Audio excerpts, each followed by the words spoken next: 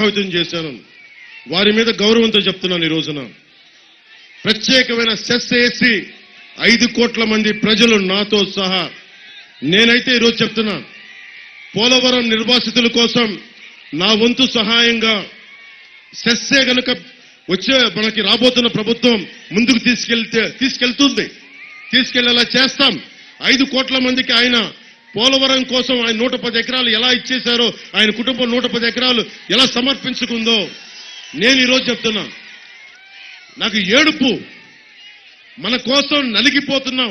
ఆ ఏడుపు గిరిజనులను చూస్తా ఉంటే, ఇళ్లలో కూర్చొని ఇల్లు వాకిల్ లేక తట్టా బుట్టా తీసుకొని నలిగిపోతా ఉంటే నేను చెప్తున్నాను, ఈ రోజున నా స్వంత డబ్బు ₹1 కోటి పోలవరం నిర్వాసితులకి ముందు నాతో మొదలు పెడుతున్నాను. 33,000 కోట్లలో 33,000 కోట్ల రూపాయలు కావాలి.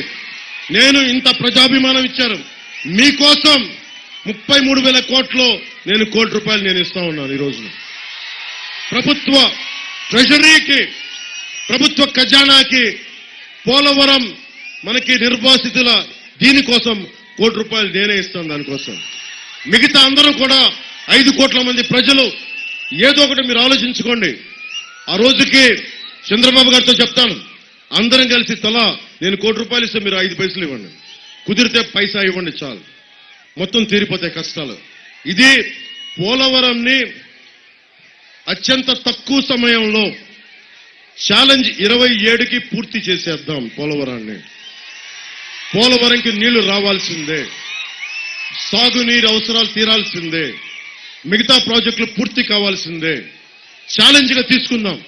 నేను అన్ని భుజాల మీద పెట్టుకున్నా. నాకు తెలుసు బరువని, తెలియని వ్యక్తినేం కాదు. చెగువారాన్ని ఇష్టపడేవాడిని. సగర భగీరథ మహర్షిని ఎందుకు పెట్టుకున్నాం మన గుండెల్లో? ఎక్కడో ఉన్న గంగని తీసుకొచ్చాడు ఆయన. అలాంటి భగీరథ మహర్షిని స్ఫూర్తిగా తీసుకుందాం.